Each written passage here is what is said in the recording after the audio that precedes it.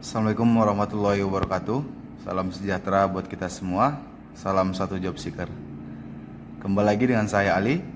Pada kesempatan ini saya ingin berbagi ke teman-teman terkait dengan rumus-rumus Excel, yang mana rumus-rumus ini sering sekali ketika kita di sebuah perusahaan menggunakan Microsoft Excel.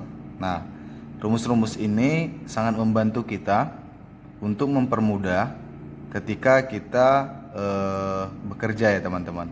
Selain itu juga biasanya pada saat psikotes, selain psikotes itu seleksi untuk masuk pekerjaan itu kita sering sekali diuji dengan Microsoft.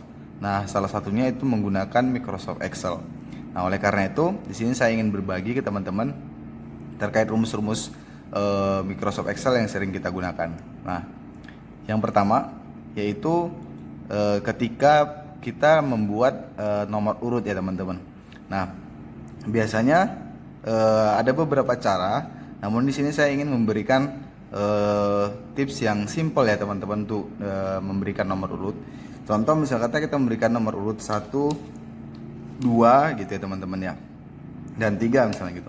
Nah, tapi kalau cara seperti ini, kalau datanya cukup banyak, itu akan membuat kita lama. Nah, mungkin teman-teman lain bisa misal kata kalau angkanya berurutan tinggal di drag seperti ini teman-teman ya. Nah, tapi cara ini misal kata contohnya ada 100 data, tetapi kita ingin membuat angkanya itu per 10 gitu. Jadi 1 sampai 10, terus setelah dari 10 ini kita mulai dari angka 1 lagi gitu teman-teman.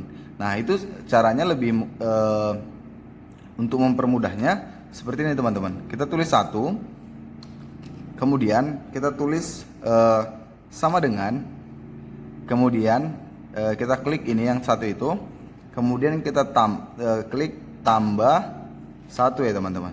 Nah, otomatis yang ini kita tarik seperti ini. Nah, kalau angkanya berurutan maka seperti ini sama ya teman-teman. Tetapi kalau seperti yang saya bilang tadi kita ingin merubah per 10, nah itu di angka 11 ini tinggal kita klik aja angka 1 teman-teman. Nah, klik 1 otomatis yang di bawahnya itu langsung berubah. Jadi 1, 2, 3, 4, 5 untuk menghitung ulang lagi seperti dari awal. Nah, itu yang pertama ya teman-teman. Kemudian yaitu fungsi countif. Nah, countif ini biasanya kita gunakan untuk menghitung jumlah dari varian ya teman-teman.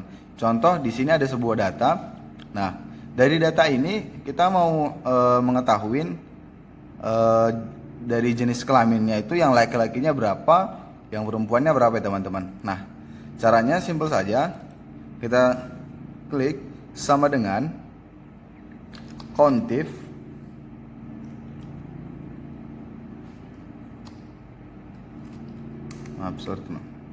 Countif. Nah, kemudian kita pilih, kita drag datanya, kemudian tanda titik koma, kemudian tanda petik 2 di atas, kemudian kita tuliskan hurufnya. Kalau kita mencari laki-laki berarti simbolnya huruf L ya teman-teman. L, kemudian tanda petik lagi, kemudian kita tutup kurung. Nah, kita enter. Nah, berarti dari data tersebut untuk jenis kelamin laki-laki itu ada 7 orang. Kemudian kalau untuk yang perempuannya kita tinggal tarik aja teman-teman. Nah, tapi ini masih 7 karena ini masih perempuan. Nah, kita ganti nih untuk L-nya. Kita ganti perempuan P. Nah, sorry teman-teman, untuk ini tadi yang perempuan ini datanya kurang ke atas teman, karena ditarik. Oke. Nah, berarti untuk jenis kelamin laki-laki ada 7, kemudian untuk jenis kelamin perempuan ada 8. Nah, itu fungsi countif ya teman-teman. Kemudian sum. Fungsi sum di sini itu untuk menjumlahkan. Jadi misal kata ingin menjumlahkan data, misal kata ini total semua data ini, kita ingin ketahui total jumlahnya berapa. Sama dengan sum, buka kurung, kita drag, kita tarik data yang mau kita hitung, kemudian tutup kurung, enter. Nah, ini total dari data yang satu sel bagian E teman-teman. Kemudian kita tarik saja ini untuk mencarinya. Nah, itu sudah kedapatan. Kemudian average ini untuk mencari nilai rata-rata ya teman-teman. Nah, jadi misal kata kita mau cari contoh nih si Susi Susanti. Nah, dari daftar nilai dia kita ingin mencari nilai rata-ratanya berapa sih gitu. Nah, sama dengan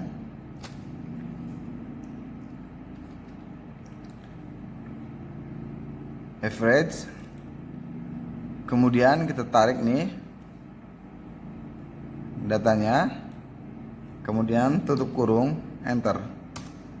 Nah, itu dapat nilai rata-rata masing-masingnya. Nah, untuk yang lainnya kita tinggal tarik aja teman-teman ya. Nah, selanjutnya yaitu max. Max di sini untuk mencari nilai tertinggi ya teman-teman. Contoh sama dengan max, kemudian kita tarik datanya, kemudian kita enter, kemudian kita tarik. Nah, itu masing-masing namanya ini teman-teman, itu sudah langsung kelihatan nilai tertinggi dari masing-masing dia.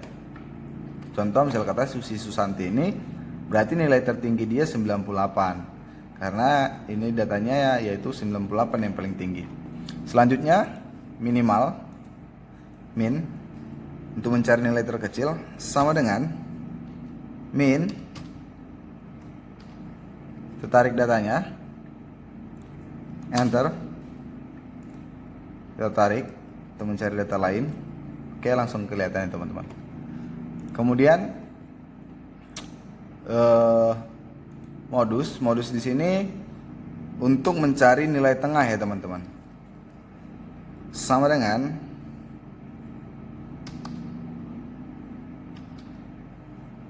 ini teman, mode ini ya. Kemudian kita tarik datanya, enter. Oke. Selanjutnya yaitu fungsi if ya teman-teman. Dari data tersebut, dari data ini kita mau menentukan seseorang itu dari data nilai ini lulus atau tidak lulus, contoh misalnya teman-teman ya. Jadi kita buat ketika dia nilainya lebih kecil daripada 75, maka dia tidak lulus.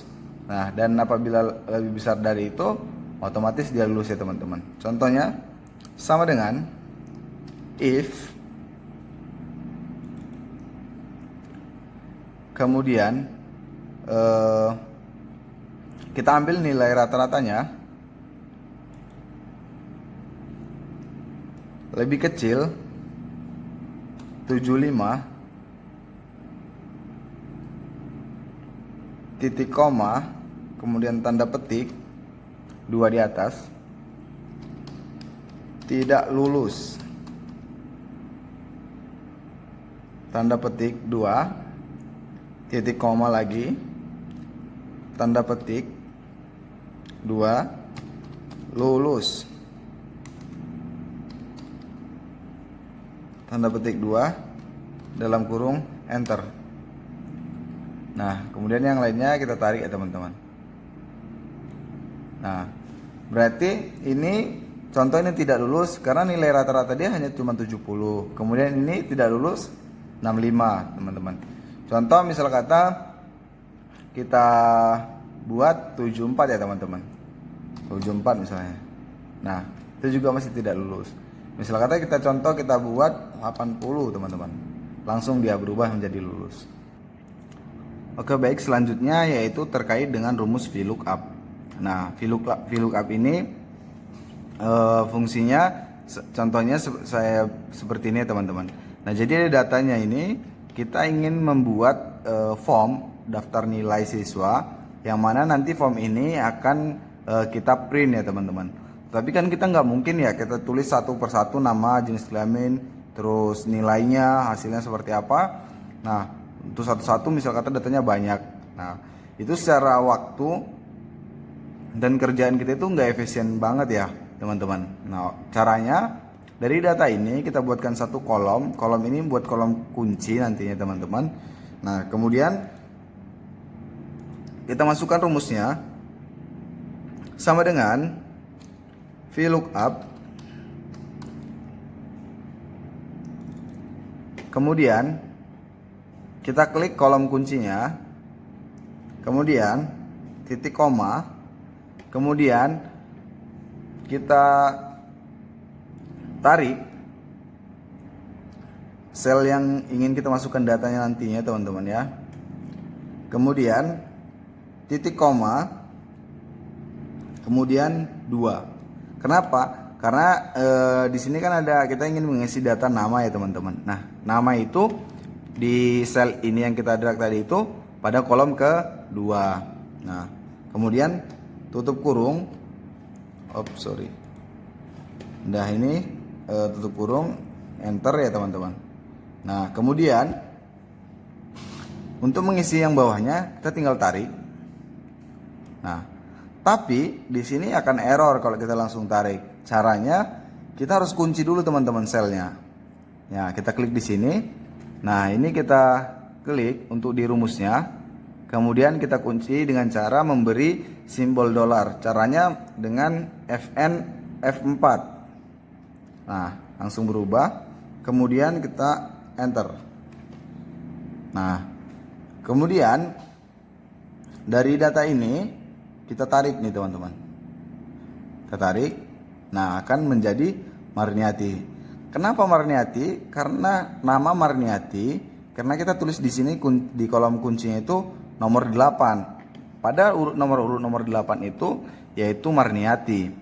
Nah, kemudian untuk merubah jenis kelaminnya ini, karena yang kita tadi di sini itu kolom nama yaitu angka 2, kolom nama ini sel 2, kolom kedua, maka di sini kita akan merubah karena jenis kelamin itu kolom ketiga, maka kita ubah di sininya teman-teman. Kita ubah jadi angka 3. Kemudian enter. Kemudian ini berarti jadi angka 4 ya teman-teman.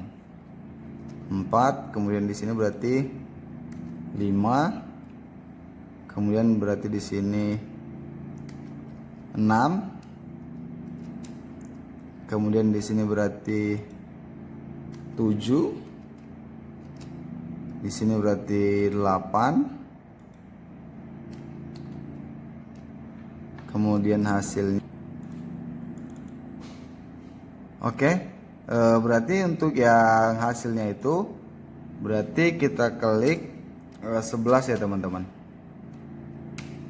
Maka ini sudah 11. Hasilnya lulus ya teman-teman. Nah, ini sudah lengkap untuk satu data. Nah, coba kita ubah yang tidak lulus ini teman-teman. Yang tidak lulus ini berada di kolom nomor 6 ya teman-teman, dengan nama Silviawati. Maka di sini kita coba tulis angka 6. Nah, secara otomatis yang ada data di sini, ini teman-teman, saya coba zoom biar teman-teman lihat.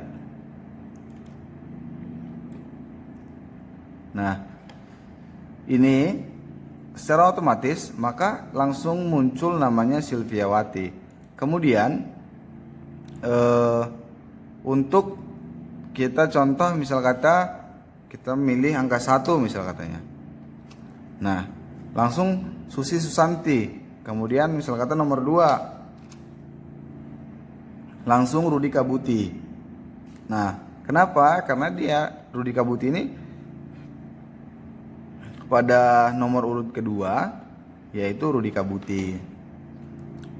Oke. Selanjutnya yaitu terkait dengan fungsi lookup. Lookup ini sering sekali biasanya dipakai untuk pajak ya teman-teman. Nah, caranya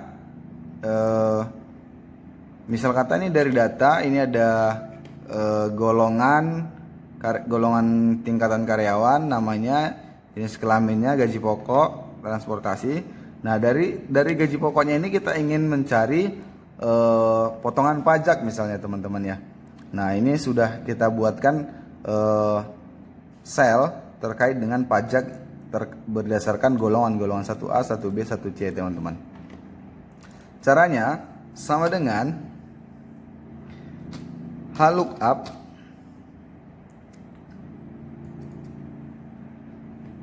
kemudian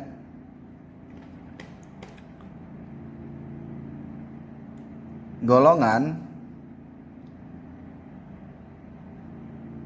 sampai dengan ke bawah, semua golongannya kita masukin, kemudian titik koma, kemudian kita masukkan kolom potongan pajaknya teman-teman. Nah, kemudian titik koma, kemudian 2, karena yang kita ambil nanti sel yang kedua ini teman-teman ya, sel yang kedua. Nah, kemudian tutup kurung, kemudian dikali teman-teman, ini gaji pokoknya E5, kemudian enter. Nah, ini akan gaji pokoknya si Susi Susanti, karena dia golongan 1A, maka 3% dari gaji pokoknya itu 180.000. Nah, untuk itu yang lainnya kita tinggal drag. Nah, tetapi hasilnya pasti akan error. Nah, seperti yang kita lakukan pada VLOOKUP sebelumnya, kita harus kunci dulu selnya teman-teman. Caranya sama dengan, nah ini kolom yang ini, rumus yang ini kita kunci dulu dengan simbol dolar ya teman-teman. Caranya FN F4, kemudian kita enter, kemudian kita tarik lagi. Nah, itu secara otomatis bakalan kelihatan ya teman-teman untuk persenan pajak dari masing-masing karyawan yang ada. Selanjutnya yaitu fungsi dari upper. Upper di sini yaitu fungsinya yaitu untuk merubah huruf kecil menjadi huruf besar semua ya teman-teman. Nah, caranya sama dengan upper, kemudian kita klik huruf yang mau kita rubah, kemudian enter. Nah, maka huruf kecil ini akan berubah menjadi huruf besar semua. Selanjutnya lower. Lower yaitu untuk merubah huruf besar menjadi huruf kecil semua ya teman-teman. Sama dengan lower, kemudian kita klik huruf yang ingin kita ganti, kemudian enter. Maka seluruh huruf itu akan berubah menjadi huruf kecil. Selanjutnya proper. Proper di sini untuk merubah awalan kata menjadi huruf besar dan sisanya huruf kecil semua. Contoh proper, kita klik hurufnya, kemudian enter. Nah, maka untuk setiap awalan katanya saja yang akan menjadi huruf besar ya teman-teman. Nah, kemudian len. Len di sini adalah untuk menghitung jumlah huruf dalam suatu kalimat. Sama dengan len. Kemudian kita klik, kemudian enter. Maka jumlah total huruf yang ada di suatu kalimat ini yaitu 43 huruf. Oke? Cukup sekian dari saya teman-teman. Semoga video ini bermanfaat bagi teman-teman. Dan jangan lupa like dan subscribe serta aktifkan tombol notifikasinya, dan jangan lupa share video ini ke teman-teman kalian. Karena apa? Karena berbagi itu indah.